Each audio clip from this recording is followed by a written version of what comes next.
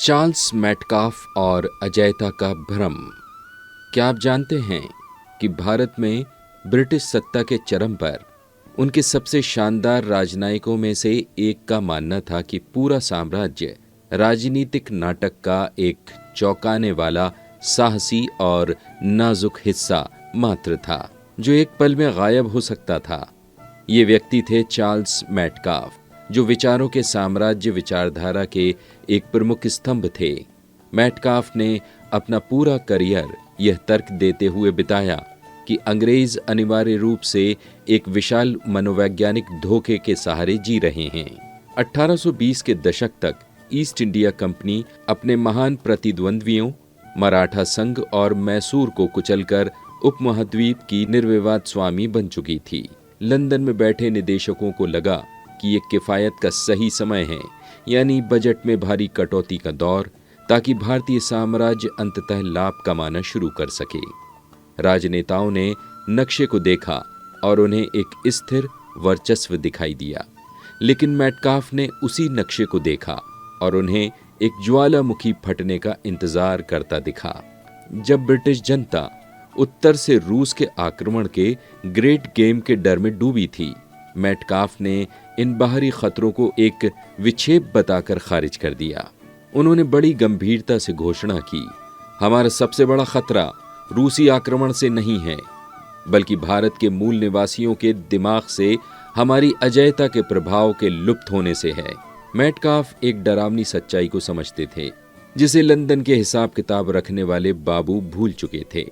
अंग्रेज केवल मुट्ठी भर यूरोपीय सैनिकों के दम पर करोड़ों लोगों पर शासन कर रहे थे। उनकी शक्ति उनकी बंदूकों की भौतिक संख्या में नहीं, बल्कि प्रतिष्ठा के तावीज में थी। भारतीयों के बीच इस अटूट विश्वास में कि ब्रिटिश हथियार अपराजय हैं और उनकी सत्ता पूर्ण है। मेटकाफ भारतीय आबादी को वफादार प्रजा के रूप में नहीं, बल्कि आंतरिक शत्रुओं के रूप में देखते थे, जो विद्रोह के लिए नहीं तो कम से कम बदलाव के लिए तैयार थे। उनके लिए हर बार जब सरकार सैन्य भत्तों में कटौती करके पैसे बचाने की कोशिश करती थी, जैसा कि विस्फोट हाफ बट्ट विवाद के दौरान हुआ, वे अनिवार्य रूप से ब्रिटिश प्रतिष्ठा की दीवार से ईंट हटा रहे थे।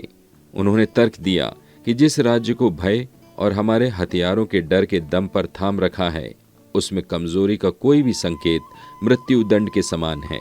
मेटकाफ ने जुनून के साथ वकालत की कि कंपनी को उतने सैनिक रखने चाहिए जिनका भुगतान हम कर सकें, क्योंकि जिस क्षण अजैयता का भ्रम टूटा, पूरा विचारों का साम्राज्य ताश के पत्तों के महल की तरह ढह जाएगा। मेटकाफ का यह नजरिया कंपनी राज्य के शुरुआती अराजक वर्षों की गैरिसन स्टेट वाली मानसिकता से पैदा हुआ था, जहां अलग थलग पड़े अधिकारी पूर्ण विनाश के निरंतर भय में जीते थे।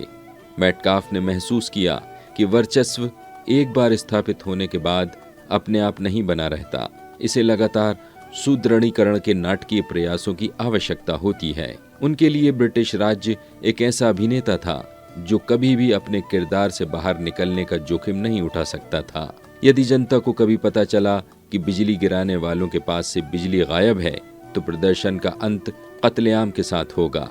उनकी चेतावनी हमें याद दिलाती है कि दुनिया का सबसे शक्तिशाली साम्राज्य अपने दिल में अजैयता का एक हाई स्टेक प्रदर्शन था, जो अपने ही दर्शकों से डरता था।